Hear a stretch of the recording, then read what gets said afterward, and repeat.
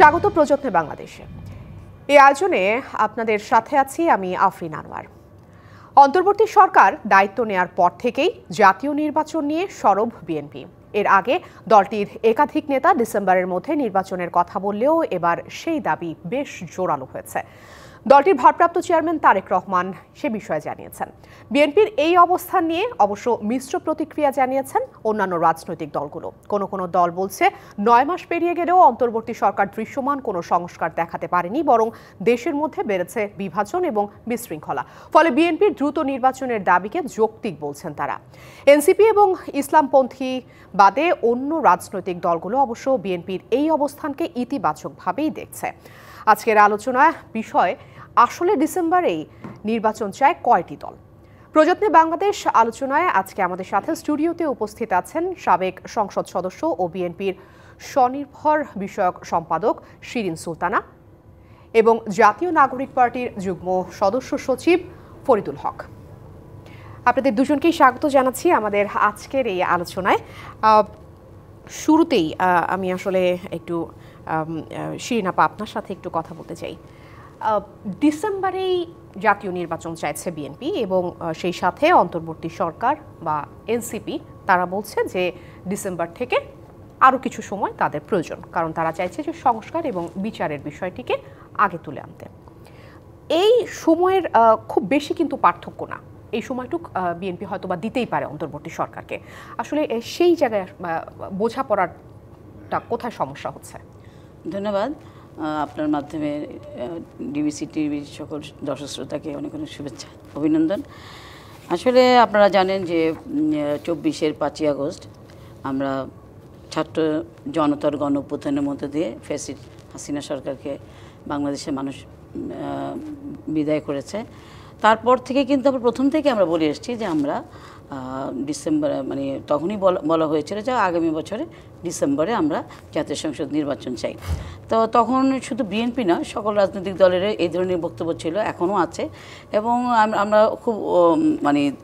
খুব বেশি দূরের স্মৃতি থেকে মনে হচ্ছে যে আমাদের তত্ত্বাবধায়ক সরকারের প্রধান তিনিও কয়েকবার বলেছেন যে ডিসেম্বরের মধ্যে নির্বাচন হবে। এবং আপনারা খেয়াল করে থাকবেন যে উনি খুব সম্ভবত বিদেশের মাটিতে, উনি তো দেশের চাইতে বিদেশের মাটিতেই দেশ নিয়ে কথা বলতে বেশি পছন্দ করেন। উনি বিদেশে কোথাও একটা প্রোগ্রামে উনি তখনও বলেছিলেন ডিসেম্বরে নির্বাচন হবে। এবং পরবর্তীতে আমরা দেখেছি যে উনি সাথে সাথে তার কিছুদিন পরে তার অবস্থান পরিবর্তন। এবং এটা রহস্যজনকভাবে আমার মনে হয় যে উনি রহস্যজনকভাবে উনি এই জিনিসটা কেন উনি ডিসেম্বরেই করতে পারবে না। এবং আজকে আপনি পত্রিকাগুলো খুলে দেখবেন, শুধু বিএনপি তো বলেছে ডিসেম্বর, আপনি দেখেন অনেকগুলো রাজনৈতিক দল বলেছে, সেখানে বাসদ, বাংলাদেশ সমাজতান্ত্রিক দল, তারপরে এরকম আরও কয়েকটি রাজনৈতিক দল বলেছে ডিসেম্বর না, তারা আরও আগে নির্বাচন চাচ্ছে। কিন্তু আমরা প্রথম থেকে বলেছি যে এই সরকারকে একটা সময় দেওয়া উচিত। এবং একটা গণ অভ্যুত্থানের মধ্যে দিয়ে যেহেতু আপনার তত্ত্বাবধায়ক সরকার গঠিত হয়েছে এবং এই অন্তর্বর্তী সরকারকে আমরা সময় দিতে চাই, সেই কারণেই কিন্তু পরবর্তী বছরে, এই বছরে ডিসেম্বরে, এখন থেকেও কিন্তু প্রায় 7 মাস সময় রয়েছে। তারপরেও কেন হঠাৎ করে সেই জায়গা থেকে বর্তমান আপনার অন্তর্বর্তীকালীন সরকার ওনারা কেন ইউটার্ন করলো, এটা কিন্তু আমরা বুঝতে পারছি না, আমাদের বোধগম্যের মধ্যে নয়। তা এখন আমরা যেটা মনে করি যে উনি আসলে উনি শপথ নিয়েছেন, আমি মনে করি শপথও ভঙ্গ হয়েছে। কারণ আপনি জানেন যে গত পরশুদিন উনি জাপানে একটি প্রোগ্রামে উনি গতকাল বলেছেন যে একটি রাজনৈতিক দল বাদে কেউ ডিসেম্বরের মধ্যে নির্বাচন চাচ্ছে না। তা উনি যে একটা মিথ্যা কথা বলে ফেললেন, এটা নিয়েও কিন্তু আজকে দেখবেন সমস্ত পত্রিকাগুলোতে, বেশিরভাগ পত্রিকাগুলোতে বিভিন্ন জায়গাতে এটা প্রতিক্রিয়া এসছে। এবং উনি একটি রাজনৈতিক দলের কথা উনি কেন বললেন? এখন আপনারা বাংলাদেশের রাজনৈতিক নিবন্ধিত দল বলতে 49টা দল তো চায়, অনিবন্ধিত দল যারা, তারাও কিন্তু আপনি নিজে আজকে হেডলাইন করেছেন যে তারাও কিন্তু ডিসেম্বরের মধ্যে নির্বাচন চায়। তাহলে উনি একজন রাষ্ট্রের প্রধান দায়িত্ব পালন করে উনি দেশে বিদেশের মাটিতে একটি সেখানে জাপানের জাতীয় মিডিয়ায় উনি এই ধরনের একটি কথা বলে উনি ওনার শপথও ভঙ্গ করেছেন। তাই এটা আসলে আমি মনে করি এটা শুধু বিএনপির নয়, এটা বাংলাদেশের জনগণের দাবি। কারণ আমরা যে আন্দোলন করেছি সেটা ছিল ছাত্রদের একটা আন্দোলন ছিল, যে কোটা বৈষম্য দূর করার আন্দোলন। সেটা কিন্তু পরবর্তীতে এক দফার আন্দোলনে পরিণত হল, এবং সেটা কিন্তু এই এক দফার আন্দোলনে পরিণত করার প্রধান দায়িত্বই কিন্তু ছিল আমাদের ভারপ্রাপ্ত চেয়ারম্যান তারেক রহমান। এবং যখন এই আপনার মনে থাকবে যে যখন এনসিপি মানে এখন এনসিপি তারা যখন বৈষম্য বিরোধী ছাত্র নেতারা যখন ডিবিএসসি অফিসে যখন হারুন ডিবি প্রধান যখন তাদেরকে নিয়ে গেল, তখন কিন্তু এক পর্যায়ে তারা আন্দোলন বন্ধই করে দিল। তারা বললো যে মানে এখন পর্যন্ত আন্দোলনের কর্মসূচি স্থগিত ঘোষণা করলো। তখন কিন্তু আমরা দেখেছি যে দুই একজন সমন্বয়ক তার বাইরে থেকে বলেছে, এবং আমাদের নেতা তারেক রহমান কিন্তু বলেছে যে না, আমাদের আন্দোলন এগিয়ে নিয়ে যেতে হবে, এবং সেটাকে এক দফার আন্দোলনে তিনি নিয়ে গেছেন, এবং শেখ হাসিনার পতনের আন্দোলনকে উনি ত্বরান্বিত করেছেন।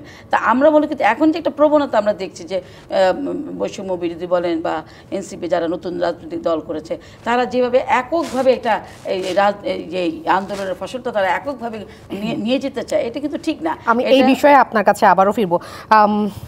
ফরিদুল হক, একটু কি আসলে বলবেন যে জাতীয় নাগরিক পার্টির যিনি সদস্য সচিব আক্তার হোসেন, তিনি বলেছেন যে সংস্কার ফেলে রেখে শুধু নির্বাচনের দিকে অগ্রসর হতে চাওয়াটা বাংলাদেশের রাজনীতি শুধু নয়, জুলাই গণঅভ্যুত্থানের আকাঙ্ক্ষাকে বাস্তবায়নের যে আকাঙ্ক্ষা মানুষের মধ্যে রয়েছে, সেটার জন্য একটা ক্রাইসিস তৈরি হতে পারে। কি ধরনের ক্রাইসিস আসলে দেখছে এনসিপি? আচ্ছা, আপনাকে প্রথমে ধন্যবাদ, সহ-আলোচক সম্মানিত শিরিন আপাকেও শুভেচ্ছা, দর্শকদেরকেও শুভেচ্ছা জানাচ্ছি। দেখেন, মানে বাংলাদেশে এই খুব ইদানিংকালে বলা হচ্ছে যে ধরেন একটা তত্ত্বাবধায়ক সরকারের অধীনে আমরা আছি। তো এটা আমি আবারও সবাইকে যারা বলছেন তাদেরকে মনে করিয়ে দিই, এটা কোনো তত্ত্বাবধায়ক সরকার না। জুলাইতে একটা গণ অভ্যুত্থান হয়েছে, গণ অভ্যুত্থানের ম্যান্ডেট নিয়ে শহীদের রক্তের উপরে দাঁড়িয়ে এই সরকারটা গঠিত হয়েছে।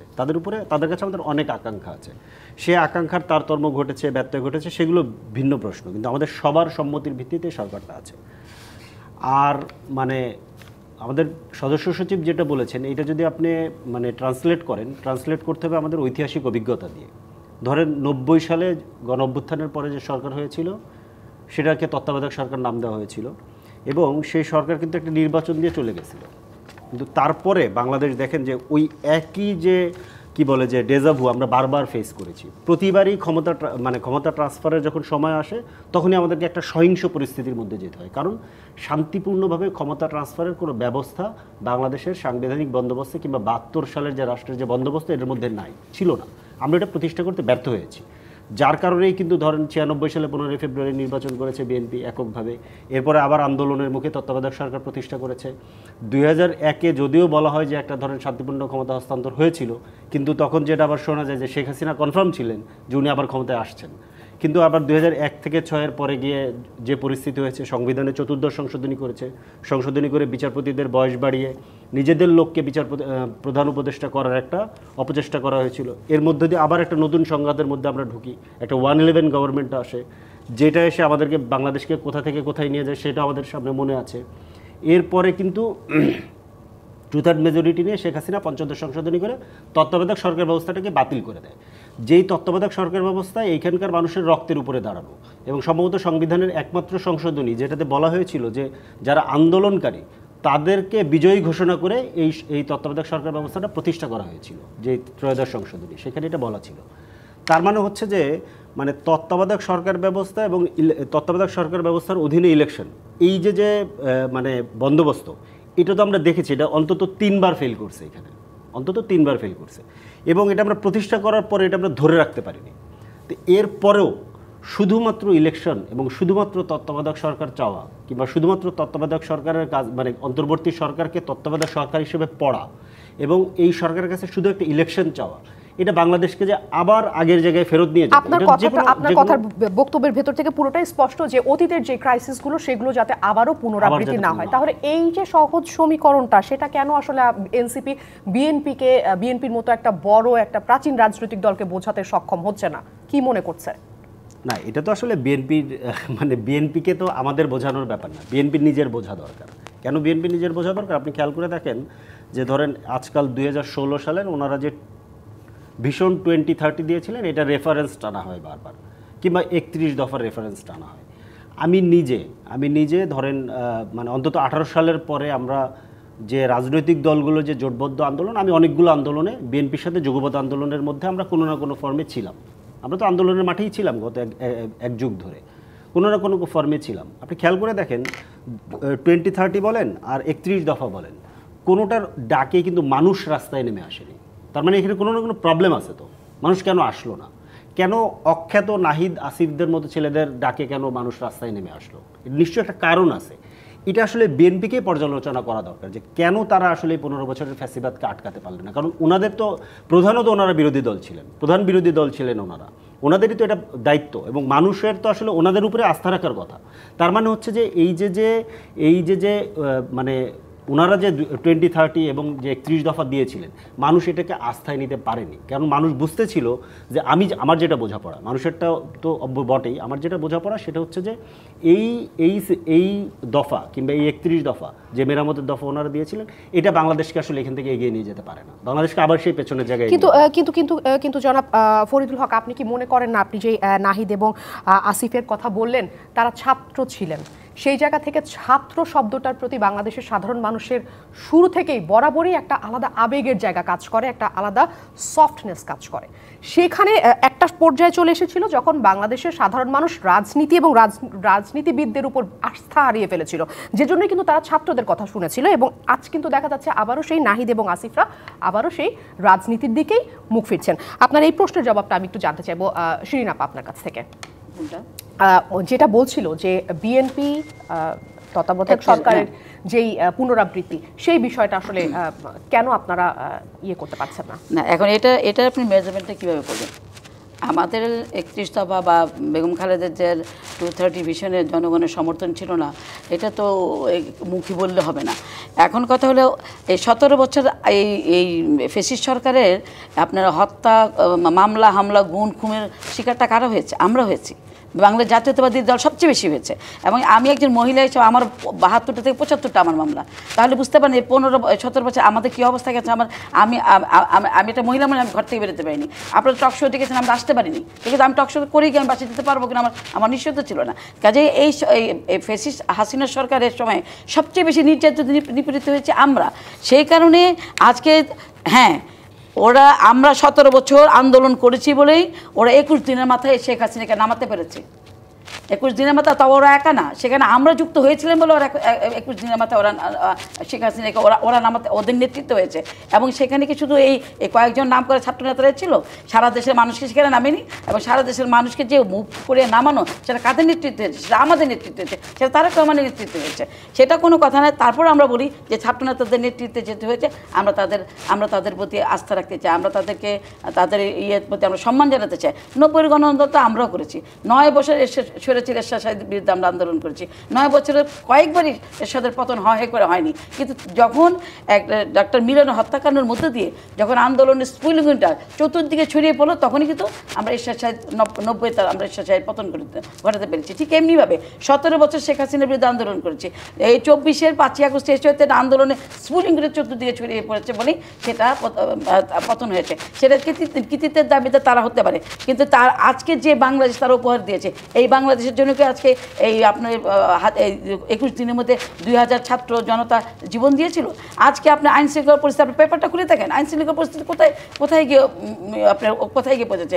আপনার ঢাকার আপনার মিরপুর, মোহাম্মদপুর, এটা তো অলিখিতভাবে মানে যে এটা আরেকটা রাষ্ট্র বা আরেকটা রাষ্ট্র হয়ে গেছে। ওখানে দিনের বেলা কেউ যেতে সাহস পাচ্ছে না।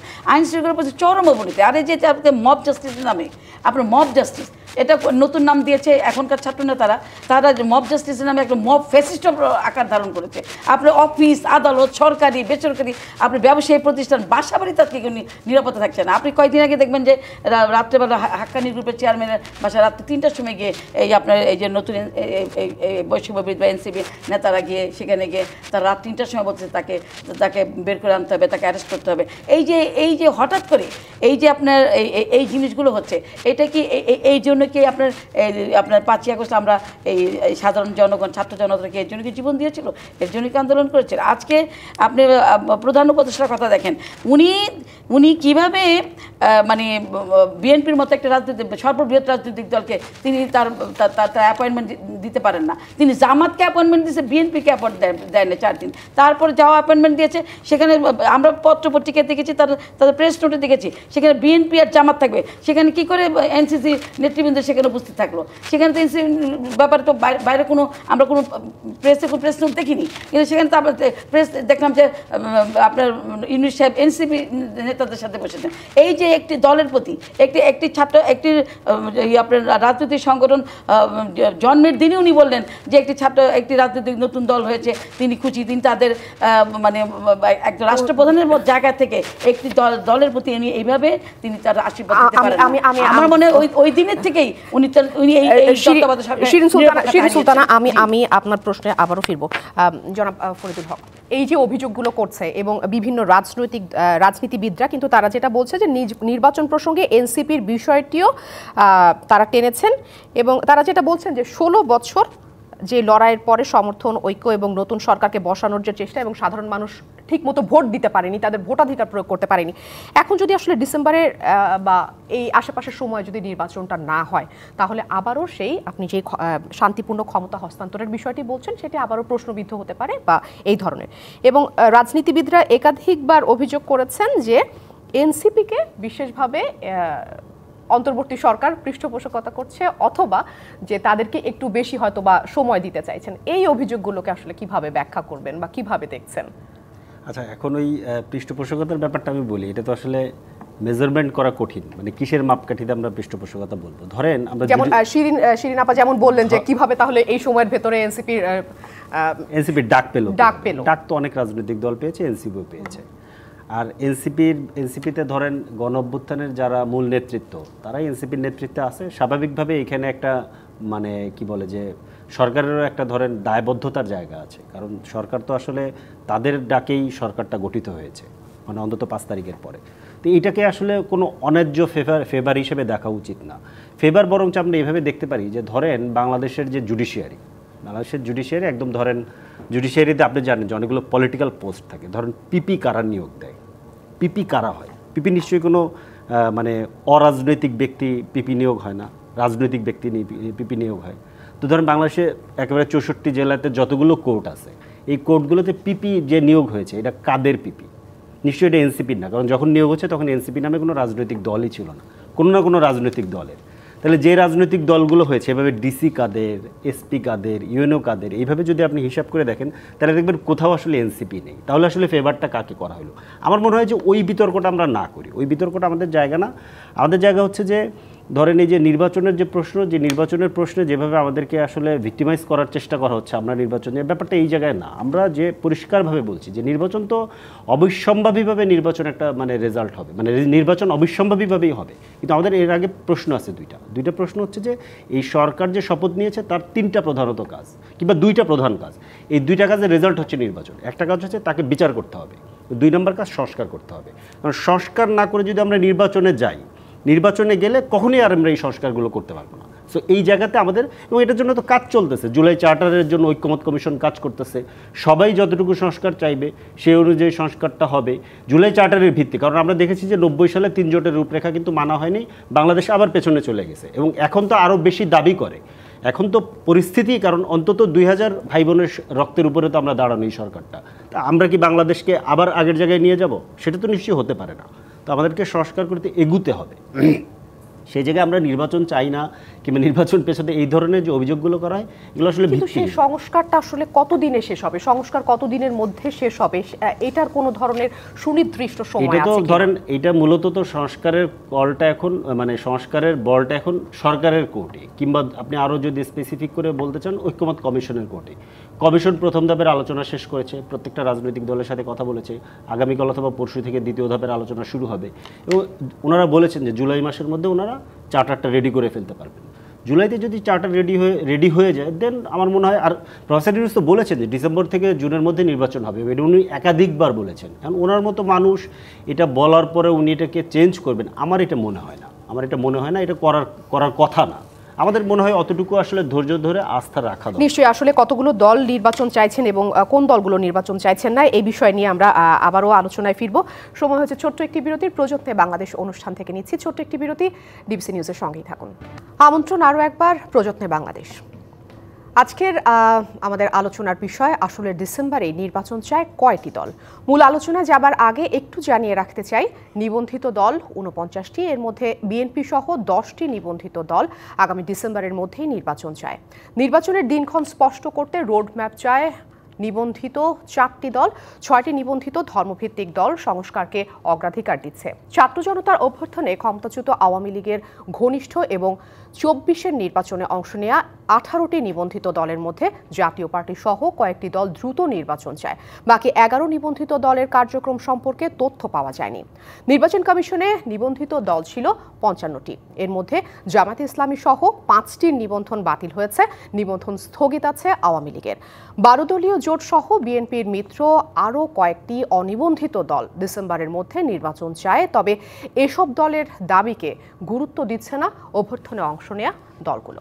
আর রাজনীতিবিদরা মনে করছেন নির্বাচন নিয়ে দীর্ঘ 16 বছরের লড়াইয়ের পর সবার সমর্থনে ও ঐকমতে নতুন যে সরকারকে বসানো হয়েছে তাদের সামনেও যদি আবারও আন্দোলন করতে হয় সেটা তাদের জন্য বিব্রতকর এবং সরকারের জন্য বিব্রতকর হবে। নির্বাচন প্রসঙ্গে এনসিপির বিষয়টিও টেনেছেন তারা একাধিকবার অভিযোগ করেছেন যে নতুন দলকে সুবিধা দেওয়ার জন্যই সরকার নির্বাচনের স্পষ্ট সময়সীমা জানাচ্ছে না।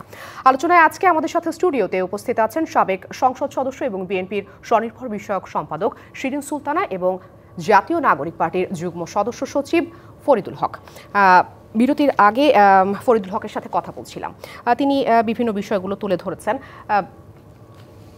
শিরিন সুলতানা, আসলে আপনি কি মনে করছেন যে এই যে আপনাদের সাথে যে রাজনৈতিক দলগুলো আছে যারা আসলে আপনাদের সাথে বিএনপির সাথে একমত যে তারা খুব দ্রুত নির্বাচন চায়, এখন যেহেতু আসলে সরকার অন্তর্বর্তী সরকার জাপানের নিক্কেই সম্মেলনে তিনি বলেছেন তিনি ডিসেম্বর থেকে জুনের ভেতরে নির্বাচন দেওয়ার পক্ষে এবং সেই সাথে বিএনপির ভারপ্রাপ্ত চেয়ারম্যান তারেক রহমান বলেছেন যে ডিসেম্বরের ভেতরে নির্বাচন দিতে হবে, তো সরকার এবং বিএনপির একটা মুখোমুখি অবস্থানে দাঁড়িয়েছে। সামনে আসলে কোন দিকে যাচ্ছে বিএনপির কার্যক্রম এ বিষয়ে? না, আমরা তো প্রথম থেকেই বলেছি এই সরকার অন্তর্বর্তীকালীন সরকার আসার পর থেকে আমরা বলেছি আমরা এই সরকারকে সহযোগিতা করতে চাই এবং সেই সহযোগিতার মন মানসিকতা নিয়েই কিন্তু আমরা এখন পর্যন্ত আমরা তাদেরকে সহযোগিতা করে যাচ্ছি এবং আমরা দেখেন যে যত ধরনের আন্দোলন হয়েছে এর পরবর্তীতে বিভিন্ন দাবি দেওয়া নিয়ে সরকারের বিরুদ্ধে আন্দোলন হয়েছে, বিভিন্ন দাবি দেওয়ার এসে রাস্তাঘাট অবরোধ হয়েছে, সেখানে কিন্তু বিএনপি সবসময় আমরা বলে আসছি না এই সরকারকে একটু সময় দেওয়া দরকার। সেই সময় দেওয়ার ক্ষেত্রেই কিন্তু আমরা বলেছিলাম যে 2025 ডিসেম্বরের মধ্যে ইলেকশন করতে হবে। সেখানে প্রায় 18 মাসের মতো 17-18 মাসের মতো সময় পাচ্ছে। এই 17-18 মাসের মধ্যে কি তাদের যুক্ত হলো সংস্কার। তো সংস্কার যে আপনার যে সংস্কার কমিশন যারা বসেছেন তারা বিভিন্ন প্রায় 206টা আপনার সংস্কার দাবি দেওয়া উঠেছে। সেখানে বিএনপির সাথে একমত হয়েছে বিএনপি 187টা সংস্কারে। আমার কথা হলো যে কয়েকটা সংস্কার যেগুলো একমত হয়েছে সেগুলো জনগণের সম্মুখে প্রকাশ করা হচ্ছে না কেন, আর যে বিষয়গুলো আপনার অমত রয়েছে সেগুলো তো আলোচনা সময় রয়ে গেছে, কারণ এখনও প্রায় 7-8 মাস রয়ে গেছে সময়। সেখানে তো আমরা আলোচনার মাধ্যমে আরও অন্যান্য সংস্কারগুলো আমরা একটা আলোচনার পর্যায়ে নিতে পারতাম, কিন্তু তার আগেই যেভাবে সরকার প্রধান থেকে শুরু করে যেভাবে তত্ত্বাবধায়ক সরকার কেউ বলছেন আপনি অবাক, মানে আমার অবাক লাগে যে এখানে এই অন্তর্বর্তীকালীন সরকারে কোনো উপদেষ্টা বলছেন যে এই সরকারকে জনগণ 5 বছর দেখতে চায়, কেউ বলছেন 10 বছর দেখতে চায়। এটা কিসের আলামত? এইগুলো তো এই দেশের মানুষ দীর্ঘ 17 বছর ভোট দিতে পারেনি। ভোটের অধিকার প্রতিষ্ঠিত করার জন্যই কিন্তু সেদিন এই আপনার এই 24-এর আন্দোলনে গণ আন্দোলনে বাংলাদেশে প্রায় ম্যাক্সিমাম মানুষ এই আন্দোলনে সমর্থন দিয়েছে এবং একটি মানে রক্তপাত যুক্ত একটি গণপ্রধানের মধ্যে দিয়ে আমরা স্বৈরাচারকে পতন করিয়েছি। সেখানে নির্বাচনের দাবিটা যেখানে 1 নম্বর হওয়ার কথা, সেখানে অন্যান্য দাবিগুলোকে সামনে নিয়ে আসছে, কিন্তু আপনার এই অন্তর্বর্তীকালীন সরকার এই নির্বাচনের ইস্যুতে গেলে ওনারা কোনো কথা বলছেন না। এটা কেন আসলে এই প্রশ্নের উত্তর জনাব ফরিদুল হক আপনি হয়তো বা খুব স্পষ্টভাবে দিতে পারবেন। আচ্ছা, আমি আপনার আরেকটা জায়গা থেকে আমি এটার উত্তর দিই, একটু পেছন থেকে। বাংলাদেশে যখন চতুর্থ সংশোধনী হয়, চতুর্থ সংশোধনী করার পরে বাকশাল গঠন হয়েছিল। 2011 সালে যখন পঞ্চদশ সংশোধনী হলো, পঞ্চদশ সংশোধনী হওয়ার পরে বাংলাদেশে বুদ্ধিজীবী, রাজনৈতিক মহল এবং সিভিল সোসাইটির অনেক জায়গা থেকে বলা হয়েছিল যে বাংলাদেশ কিন্তু একটা বাকশাল 2 ফেজে ঢুকলো। এবং আমরা গত 2011 থেকে 2024 পর্যন্ত 13 বছরে আমরা মোটামুটি এটা দেখতে পাইছি যে বাংলাদেশে একটা বাকশাল 2-তে আমরা ছিলাম। তো বাকশাল 1-এর পতন কিভাবে হয়েছে সেটা আমরা জানি। সেটা হয়তো বা পুরোপুরি আমরা সব কিছুর সাথে একমত না, কিন্তু একটা পতন হয়েছিল। পতনের পরে ঘটনার পরিক্রমায় আমাদের জন্য তখন যদি আমরা ধরি যে সৌভাগ্যবান আমরা, যে ঘটনার পরিক্রমায় ক্ষমতার কেন্দ্রবিন্দুতে মেজর জিয়াউর রহমান চলে এসেছিলেন, তখনকার লেফটেন্যান্ট জেনারেল, এবং প্রেসিডেন্ট জিয়া মানে পরবর্তীতে উনি প্রেসিডেন্ট হয়েছেন। তো জিয়াউর রহমান মানে আমি মাঝে মাঝে আমি যে একেবারে খুব ওনার গুণমুগ্ধ ভক্ত ব্যাপারটা এরকম না, মানে আমি ইতিহাসের সকল ব্যক্তিকেই তার সীমাবদ্ধতা এবং ধরেন তার সফলতা সব কিছু দিয়েই বিবেচনা করি। তো সেই জায়গা থেকে দেখেছি যে উনি যদি ওই মুহূর্তে ক্ষমতার কেন্দ্রবিন্দুতে না আসতেন 75-এর 7ই নভেম্বর, তাহলে হয়তো বা বাংলাদেশ আরও গভীর সংকটে পড়তে পারত হয়তোবা। তো আপনি ওনার শাসনামলটা দেখেন, মানে ওই রকম একটা পরিস্থিতিতে ধরেন বাকশাল করা মানে কি? বাকশাল করা মানে হচ্ছে বাংলাদেশ রাষ্ট্রের সকল কিছু ধ্বংস করে ফেলা হলো। এখানে কোনো পলিটিক্যাল পার্টিজ নাই, এখানে কোনো সংবাদ মাধ্যম থাকবে না, সকল ক্ষমতা এক ব্যক্তির কাছে, এখানে কোনো জুডিশিয়ারি নাই, এখানে কোনো পার্লামেন্ট নাই, এখানে কোনো নির্বাহী বিভাগ নেই, সব এক ব্যক্তি, শেখ মুজিবুর রহমান। তো 2011-র পঞ্চদশ সংশোধনীর পরে বাকশাল 2 মানে এইটা যেহেতু ধরেন এই সেঞ্চুরি, এটা যেহেতু 70s না, সেই কারণে শেখ হাসিনাকে একটু ছায়া বাকশাল করতে হয়েছিল। তো ছায়া বাকশালের ঘটনাগুলো তো একই ঘটেছে। আপনার সংবাদ মাধ্যম কিংবা মিডিয়ার কোনো স্বাধীনতা ছিল না। আপনার ধরেন রাষ্ট্রের সমস্ত প্রতিষ্ঠান, সমস্ত অঙ্গ ওনার নিয়ন্ত্রণে এবং ওনার কর্তৃত্বে ছিলেন। কথা বলার মতো, মানে শুধু ফেসবুকে পোস্ট দেওয়ার মতো একজন বিশ্ববিদ্যালয়ের শিক্ষককে জেল খাটতে হয়েছে, আমাদের বন্ধু মানুষ মাহিদুল ইসলাম, উনি এখন বিদেশে আছেন, শুধুমাত্র মানে ফেসবুকে একটা পোস্ট দেওয়ার জন্য। এরকম ঘটনাও বাংলাদেশে ঘটেছে। এই যে সকল কিছু ধ্বংস হয়ে গেল, এই ধ্বংসপ্রাপ্ত দেশটাকে যে আপনি গড়ে তুলবেন, মানে এইখান থেকে ফেরত আনবেন, সেটার জন্য একটা মডেল তো আসলে বিএনপির প্রতিষ্ঠাতা জিয়াউর রহমানই রেখে গিয়েছেন। কিন্তু এনসিপি আসলে এখন কি মনে করছে যে এই যে এতগুলো নিবন্ধিত এবং অনিবন্ধিত দল যারা আসলে ডিসেম্বরের মধ্যে নির্বাচন চাইছে বা অল্প কিছু সময় আগে পিছে নির্বাচন চাইছে, এদের সাথে দ্বিমত পোষণ করে আসলে এনসিপি কি তাদের নিজেদের যে মতামত সেটাকে ধরে রাখতে পারবে? না, এখানে দ্বিমতের তো প্রশ্ন নেই, এটা খুব বেশি দ্বিমতের জায়গা নেই। আমরা তো আসলে ওই ফর্মের জায়গা না থাকলেও কিন্তু বড় একটা সংকটের জায়গা তৈরি হতে যাচ্ছে। আমরা ওই ফর্মেই আছি। সংকটের জায়গাটা হচ্ছে যে এটা হয় কি, মানে সবটা যে একেবারে খুব স্ট্রিক্টলি সবাই বলে ব্যাপারটা এরকম না। রাস্তার ধরেন রাজনীতির একটা ভাষা থাকে, তো রাস্তার রাজনীতির একটা ভাষা থাকে যে আমরাও তো ধরেন নির্বাচনের রোডম্যাপই চাচ্ছি, কিন্তু আমরা দুইটা জিনিস বলেছি, আমরা বিচার, সংস্কার এবং নির্বাচনের একেবারে স্পষ্ট রোডম্যাপ দিতে হবে। রোডম্যাপ দিয়ে দেখ, অসুবিধা নেই। আমরা তো ধরেন আগানো পেছানো এটা নিয়ে আমাদের কিন্তু কোনো প্রবলেম নেই। আপনি সেপ্টেম্বরে নির্বাচন দেন, আমাদের ইস্যু না। আমাদের ইস্যু হচ্ছে আমরা যেটা বলেছি বিচার, সংস্কার এবং নির্বাচনের রোডম্যাপ দেন। সংস্কার প্রশ্নে আমরা যেটা বলেছি যে সংবিধানের ক্ষমতা কাঠামোকে সংস্কার করতে হবে, সেটার জন্য সংবিধান সভার নির্বাচন মানে গণপরিষদের নির্বাচন লাগবে। আমরা নির্বাচন চাইতেছি, তো আমরা বলছি যে আইনসভা এবং গণপরিষদ 70 সালের মতো একসাথে নির্বাচনটা লাগবে। এটা যদি এর মধ্যে সকল অ্যারেঞ্জমেন্ট সম্পন্ন হয়ে যায়, জুলাই চার্টার যদি হয়ে যায়, সেপ্টেম্বর অক্টোবরে নির্বাচন দেন, কোনো অসুবিধা তো নেই। কিন্তু নির্বাচনে গেলে আসলে সংস্কার কাজ থেমে যাবে বা হবে না, এই ধরনের আশঙ্কা কেন এনসিপি মনে করছে সেই বিষয়টা নিয়েও আমি প্রশ্নতে আসবো। তার আগে সময় হচ্ছে ছোট্ট একটি বিরতির। চলে যাচ্ছে বিরতিতে। প্রযত্নে বাংলাদেশ অনুষ্ঠানে নিচ্ছে একটি বিরতি, ফিরছে একটু পর। আবারও স্বাগত প্রযত্নে বাংলাদেশ অনুষ্ঠানে। আমাদের আজকের বিষয় আসলে ডিসেম্বরে নির্বাচন চায় কয়টি দল।